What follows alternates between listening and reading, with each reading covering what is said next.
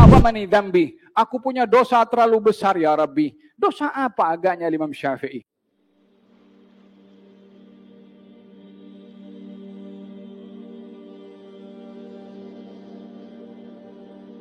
Amalah dengan Allah dengan sebenar-benar muamalahnya dalam apapun juga yang disikapi dan dihadapi olehnya, kalau datang daripada Allah Subhanahu wa taala, ia adalah perkara yang indah dan manis walaupun pahit untuk ditelan. Oleh demikian kita melihat bagaimana Imam Syafi'i radhiyallahu anhu wa ardhah saat beliau berada di atas pembaringannya dan ajal sudah menghampiri kepadanya. Dia yang sudah berada dalam keadaan nazak pada ketika itu dan akan meninggalkan pergi daripada dunia ini selama sakit yang dialami olehnya dengan penuh ridha dan juga penuh sabar. Beliau mengatakan, falamma qasa qalbi wa daqat madahibi ja'altu raja minni li'afwika sullama ta'azamani dhanbi falamma qarantuhu bi'afwika rabbi kana afwaka a'zama. Kata beliau mengatakan, ketika hati ini sudah mulai sempit, yakni sudah perjalanannya sudah sampai kepada penghujung, maka aku jadikan keperluanku kepada Allah dan tangga aku kepada Allah adalah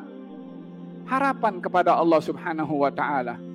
Walaupun beliau adalah seorang alim, seorang arif yang bukunya dan ilmunya hingga hari ini dimanfaatkan oleh semua orang yang berada di dalam atas muka bumi ini, namun beliau tidak mengatakan kepada Allah Subhanahu wa taala, ya Allah, aku banyak beramal, aku menulis buku, aku tulis kitab aku tulis kitab Ar-Risalah, aku banyak murid dan seterusnya.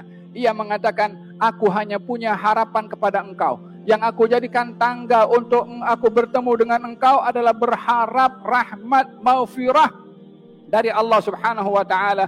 Fa ta'azamani dzambi. Aku punya dosa terlalu besar ya Rabbi. Dosa apa agaknya Imam Syafi'i? La tengok wayang, wala tengok televisi, wala tengok aurat orang lain, wala mengumpat orang, wala curi duit orang, wala merasuah orang, wala terima rasuah orang. Hari-harinya sibuk dengan ilmu dan juga mengajar. Ta'azamani dzambi. Dosa saya sangat besar ya Rabbi, tetapi kalau dibandingkan dengan maaf Engkau, maka tak ada apa-apanya dosa saya.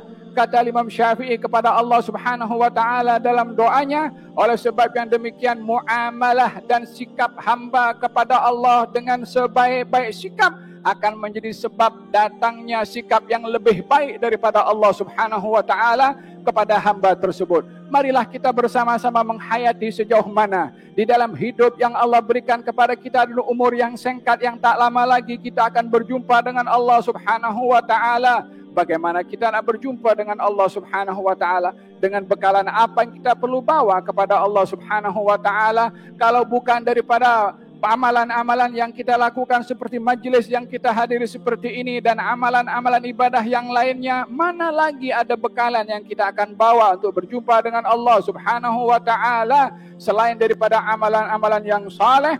Oleh sebab yang demikian, bekal untuk berjumpa kepada Allah Subhanahu wa taala adalah dengan hanya beramal dengan amalan yang saleh.